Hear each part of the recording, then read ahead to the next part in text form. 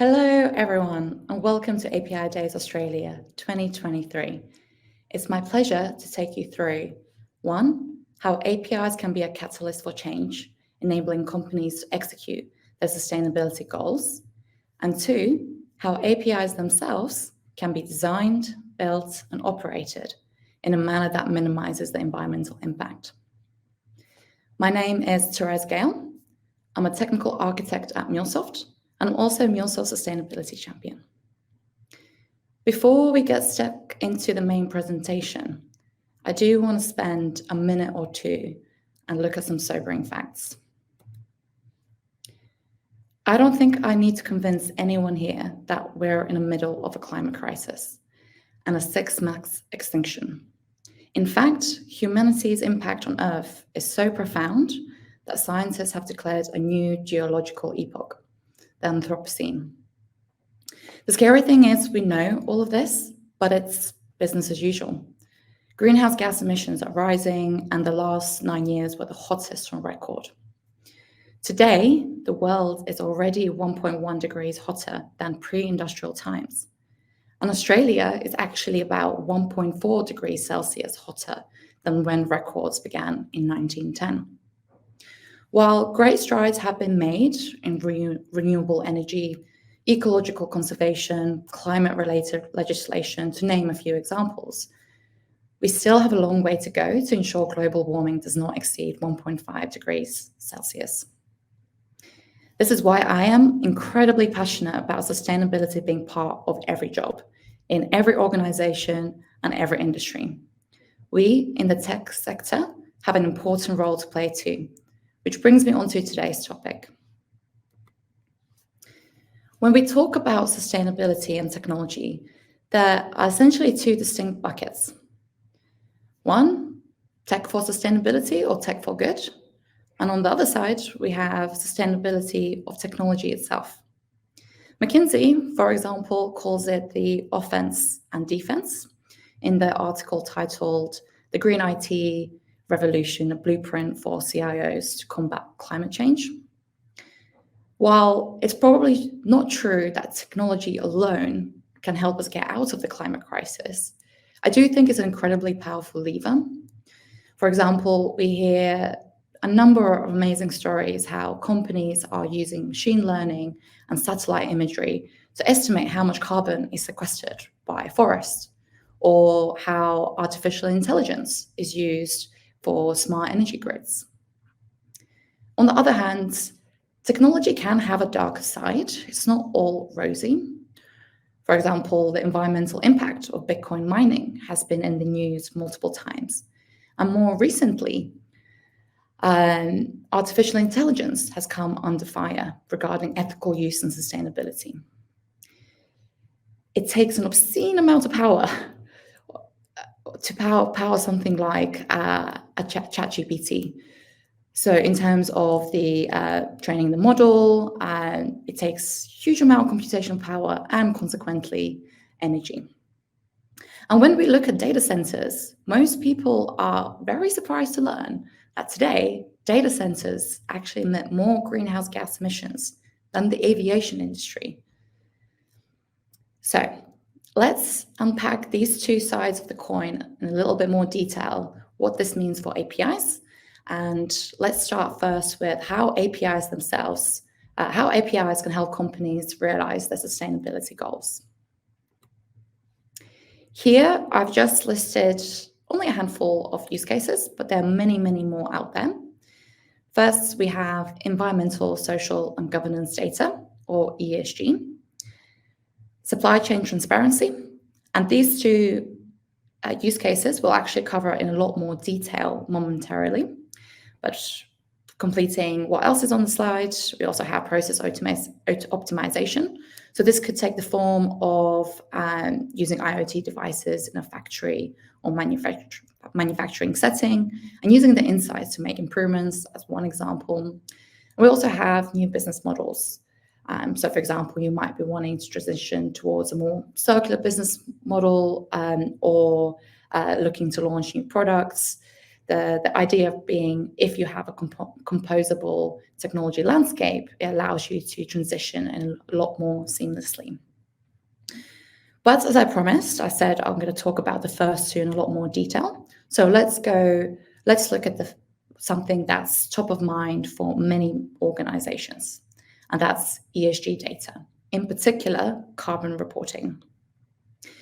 In Europe, the Corporate Sustainability Reporting Directive, or CSRD for short, means that from January 1st, 2024, which is literally just around the corner, certain large EU and EU-listed companies have to comply with the rules and perform more detailed sustainability reporting. This essentially means that these entities have to report not just on scope 1, 2, and 3, but also on other categories like water and marine resources, resource use and circular economy, biodiversity and ecosystems, and so forth. In this part of the world, majority of the S&P/SAX 100 companies are adopting the Task Force for Climate-Related Financial Disclosure Standard, or TFCD for short. And both Australia and New Zealand are starting to outline mandatory climate risk disclosure legislation, which by the looks of things is going to be rolled out in the next 3 or 4 years. So the time is really now. We have to start looking at it. Calculating your full value chain emissions can be incredibly complex and time-consuming. And this is where APIs can be instrumental in automating carbon reporting. But even today, many organizations are still relying on spreadsheets. In fact, this is what we used to do ourselves at Salesforce before we developed Net Zero Cloud. So on the next slide, what I want to show you is how you could approach ESG data and carbon reporting in a bit more detail. So no matter what your chosen platform is for ESG, the reality is that it's going to be pretty useless if you don't have good data. And getting good data for scope 3 emissions, also known as full value chain emissions, is notoriously difficult. This data resides in a large number of different systems across the organization with a myriad of different connectivity methods. And some of that data might even be unstructured, like PDF invoices. This is where integration and automation capabilities can really save the day. I know there's a lot happening on this slide, but put simply, on the left-hand side, we have MuleSoft, how MuleSoft can help with getting data into your chosen platform. And in this case, that happens to be Net Zero Cloud. So, if we take a closer look, using things like connectors for both internal and external systems, accelerators, API templates, MuleSoft RPA for unstructured data, you can really easily ingest that data. For example, MuleSoft can help you integrate factory sensors with Salesforce so that you can get that energy consumption, or even integrate with Concur via the connector to get that business travel data into your system. On the other side, on the right-hand side, we see the key components and capabilities of Net Zero Cloud. As one example, Net Zero Cloud uses reference data sets and applies emission factors to convert your raw data into emissions. And if you're not familiar with Net Zero Cloud, it's essentially a platform that allows you to bring all of your ESG data together. It helps you to track, visualize, analyze, and also predict emission categories and your key ESG metrics. So that's the first example use case I wanted to touch in a little bit more detail. I also want to touch on supply chain transparency. And here we have an example how you can actually improve supply visibility with API-led connectivity. The core idea here is you can build system APIs on top of your core systems to unlock that data. Then you can add business logic and orchestration in the process layer. And finally, you have different experience APIs that cater towards different channels. So for example, that could be web or mobile. On the slide, we see that there's a supplier 360 API, which happens to be in the process layer. And under the hood, it's essentially leveraging multiple system and process APIs to get a more holistic view of a supplier. At first, this API might have had only input from sources like Dun and Bradstreet and suppliers' product information. But as your sustainability and ESG maturity evolves, you can get more data points on your suppliers. So, for example, by leveraging an ESG rating and Net Zero Cloud API to get breakdown of emissions for each supplier. Moreover, once you've created these building blocks, you can get inventive and use APIs for new projects or when new requirements come in. So for example, you can combine emissions and product data. You can display emissions for each respective product so that in the end, consumers are actually empowered to make a decision based on the carbon footprint. And I bet you have seen this in real life as well. For example, when you're looking to purchase plane or train tickets, you can see the estimated emissions for that specific mode of transport. So that takes me through the first part, how you can use APIs for sustainability. What we're going to look at in the second part is how APIs themselves can be more sustainable. There has been growing interest and momentum in the field of green code, but still a relatively nascent discipline. You might have heard it being called different names, for example, green software, digital sustainability, or IT sustainability. But they all broadly have the same goal, which is to reduce adverse environmental impact of technology. While there are some amazing organizations out there who are spearheading work in this area, frankly, collective awareness, let alone the practice of green coding, is relatively low. For example, earlier this year, Salesforce surveyed over 1,000 software professionals and found out that a whopping 75% want to develop software applications that do less harm to the environment, but many of them didn't know how, and even less have participated in any kind of sustainability training. So one of the ways that we're addressing this gap is by sharing tools like Salesforce's Carbon Developer Dashboard and resources like the Sustainability Guide for Salesforce Technology, which today we'll take a little closer look at. So earlier this year, in May, we announced our Green Code initiative. And as part of that initiative, we also released a resource called the Sustainability Guide for Salesforce Technology, which you can see on the screen. It's open, anyone can download, take a look. So either feel free to scan the QR code or type it into your search engine. But the purpose really for the guide is to help technologists, be it from UX designers, software developers, to system architects and IT operations managers, to really help them accelerate the world's journey to net zero. So how is the guide structured? What can you find in it? So it's broken in 4 sections. We have design and user experience, architecture, development, and operations. And with this guide, we want to raise awareness of what specific actions a technologist can take to apply a more green lens to their work. Salesforce has a myriad of different products, which include both software as a service and platform as a service offerings. And the guide does aim to cater for that. However, the guide is also packed with a lot of universal best practices that are applicable to any technology stack, not just Salesforce products. So I do recommend that you have a look. So let's bring some of these practices to life. The first one that we have is all around deployment regions. So since MuleSoft is an integration platform as a service, you do have a choice where you deploy your integrations and APIs. And that choice can have a big impact on your cloud emissions. Of course, sometimes you will have other constraints, like perhaps there are data residency requirements, or you need to co-locate services close together to minimize latency or avoid unnecessary network hops, etc., etc. And that's completely fine. The job of an architect is to balance all those requirements. But now there is a new well, that now there's a sustainability pillar to consider as well. The reason why some regions are more carbon intensive than others is due to the energy that powers those data centers.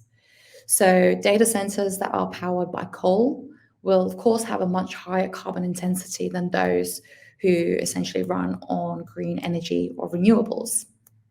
So on the slide, you can see what some of those MuleSoft deployment regions are and what their respective carbon or how much carbon is emitted for a specific worker running in the cloud. One thing you might notice is that for Sydney, it's not particularly great. And the reason for that is a big proportion of the electricity production is coming from coal. I also had a look at electricity maps that gives the carbon intensity of electricity grids. And again, similar sort of story. Here I've used Climatech to estimate what some of those emissions are. But again, it gives a good idea of the spectrum of different intensities of data centers. Another thing to add here is we're starting to see customers who are actually adding this to their IT strategy. So recently I worked with a customer who's based in Europe, and they actually have criteria outlined that most of their workloads are deployed to the least carbon intensive region, which for them happens to be Ireland. Another example I want to touch on is one of the practices to do with infrastructure. The likelihood is, due to performance or cost optimization, you probably have already defined criteria around what CPU threshold your API should have. However, you might not have come across the principle of energy proportionality. And the idea here is hardware becomes more efficient at turning electricity into useful operations the more it's used. For example, if your API's underlying infrastructure is only at 10% utilization, you still need 120, 130 watts of energy to power it, as we can see on the charts. But pushing the utilization to 50% means you only need a little bit more energy. So what does this mean? Essentially, you are improving the carbon efficiency of your workloads, which also has a strong correlation with cost. So really, it's a win-win situation. And I'll be the first to admit I didn't know this myself or fully appreciate what it means from a carbon savings perspective. At this point, I also want to highlight an amazing course that the Green Software Foundation have put together called Green Software for Practitioners. And that's also where I borrowed this fantastic diagram from. I really, really highly recommend that course as it gives a really good overview of principles like carbon awareness, carbon efficiency, hardware efficiency, many others, and it's only a couple of hours long. And of course, I've today only really touched on two of the practices in the guide.